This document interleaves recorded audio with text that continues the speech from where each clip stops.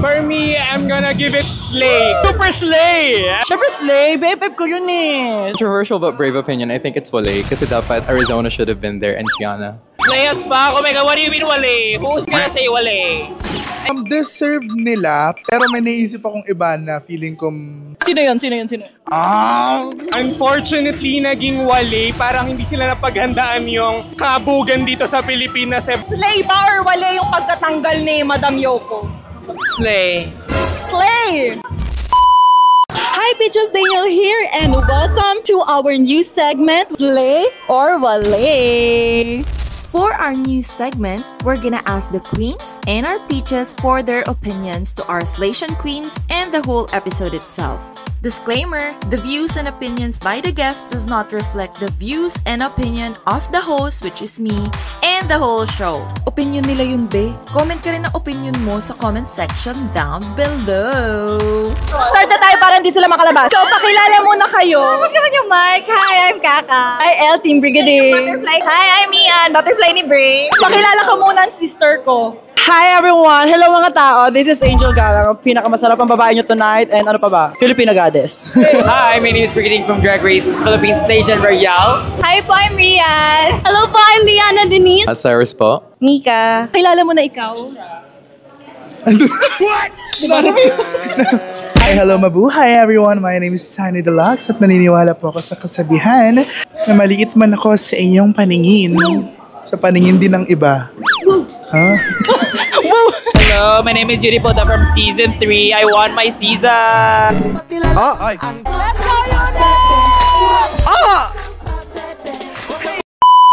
Hi everyone, my name is Alan Pangilinan. Kyle Adlawan from Spark Sam Season 2. So, fan po talaga kayo ng Drag Race? Yes! Oh my god, all seasons, all franchise, especially the Philippines. Oh my God. So, sino ang pinaka-bias nyo po dito sa Slation? Ding ding ding! Let's go Brigading! Let's go get that crown! Ako naman si Arizona Brandy! Sayang wala siya here! Oo nga. Hello! Pakilala ka muna! Hi, it's Jake Reynaldo Drag, your P-pop idol. Okay lang ba mag-interview? Of course, my God. Kilala ka muna. Hello, my name is Zimba Ding from the House of Ding and from Drag Race Philippines Season 3, the most iconic top 5 kasi sinira ni Tita Baby yung pangarap ko. Okay. May ano hinanayin ka dito. Pero any message kay Mother Ding? You're doing good, ma. As in, you're doing good. Thank you for doing this for us, for everybody, and keep inspiring us. As in, you're doing great. Don't worry. Yes, eto meron akong question bago nating segment. Slay or Wale? Since top 2 natin ay si Siam Pussy and si Kiana, Slay or Wale ang run today ni Siam Pussy? Slay. Slay, lalo na the Q&A. It's giving Miss Thailand. Slay din for Siam Pussy. For me, I'm gonna give it Slay.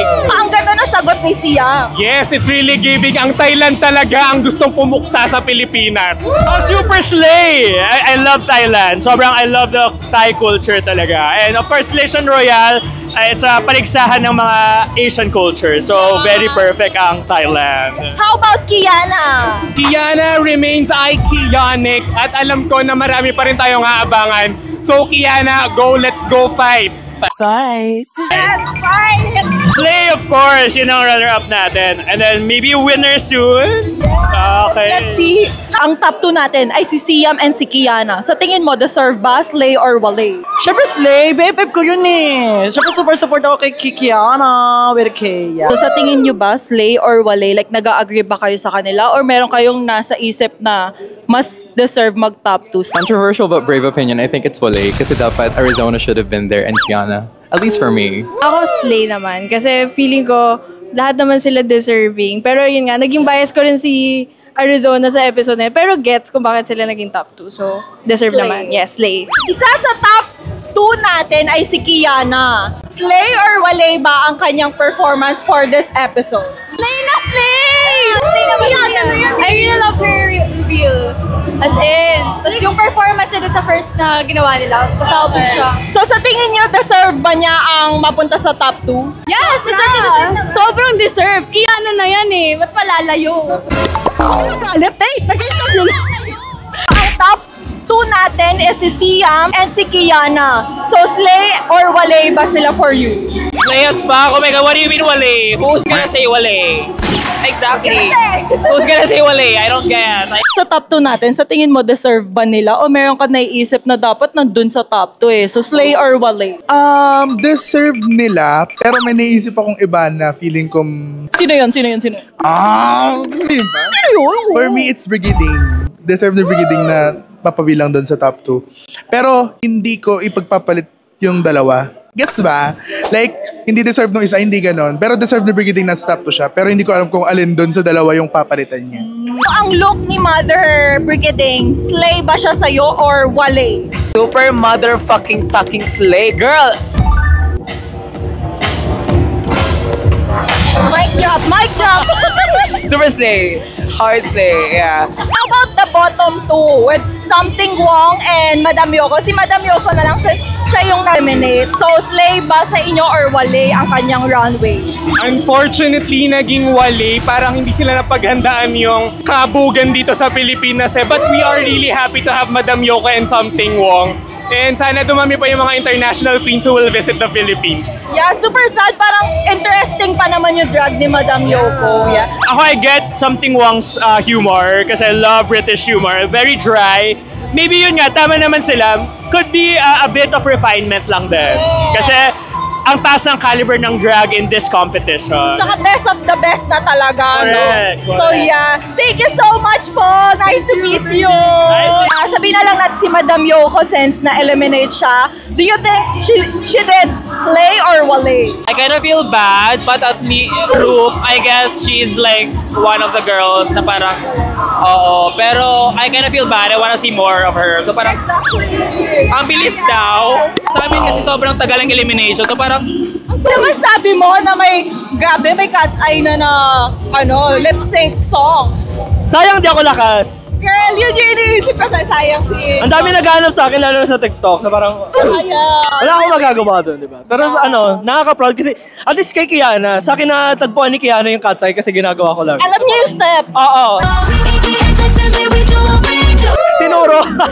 So yung top 2 natin, si Siam Pusi and si Kiana. Sa tingin mo, slay or walay ang kanilang run this episode? Slay yung top 2 sila kasi sobrang Miss Universe na Pilipinas at saka Thailand. Yun. Pero feeling ko dapat yung top 2 si Arizona at saka si Kiana.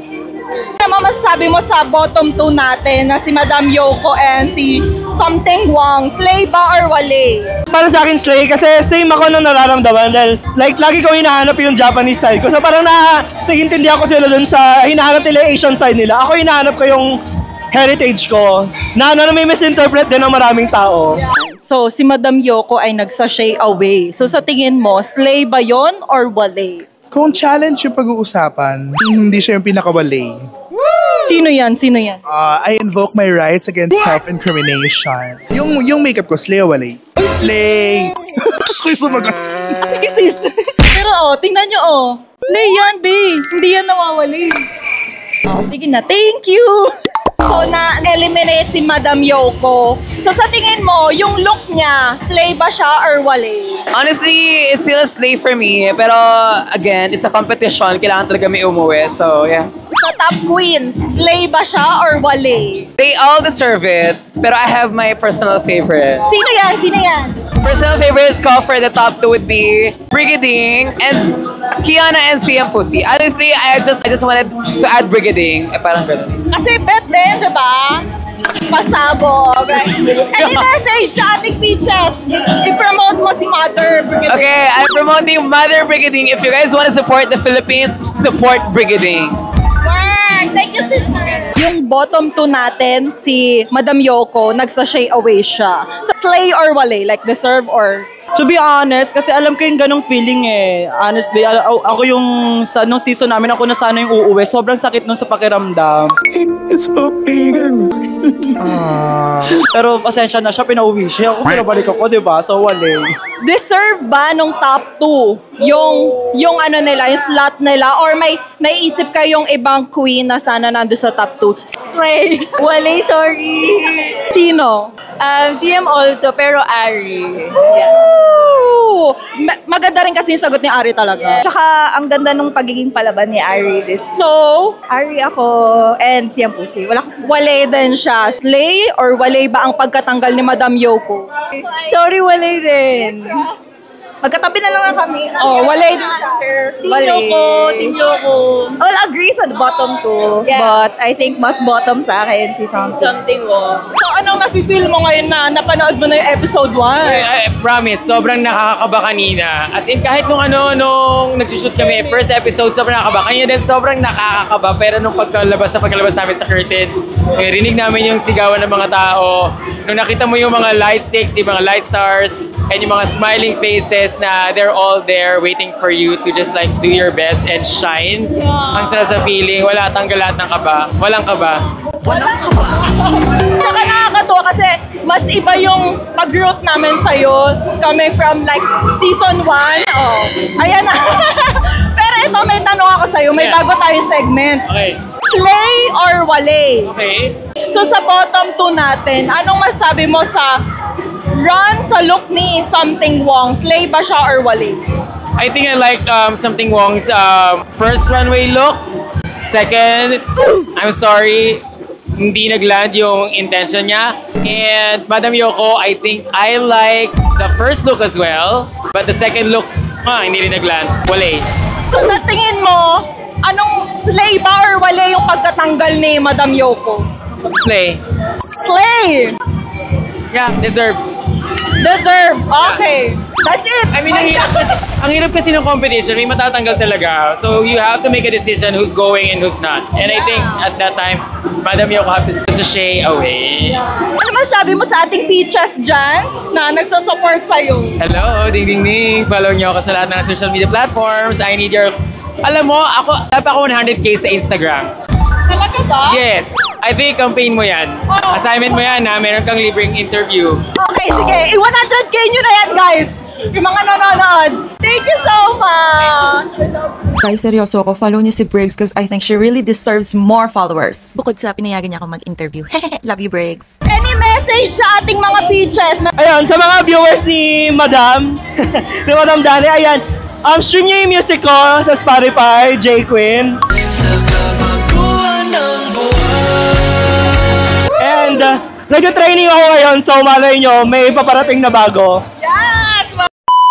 So yan, natapos na ang ating slay or wale. So comment down below if bet nyo ba tong segment na to para magtuloy-tuloy siya, ano? Pero sana na-satisfy kayo sa kanilang mga sagot and take note lang na the views and opinions of our guests are not my decision. Okay?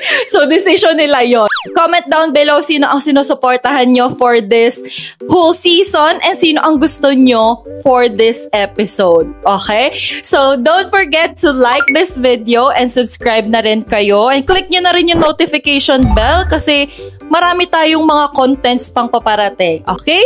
So, thank you so much for watching. Kamsahamnida. Annyeong! Pew!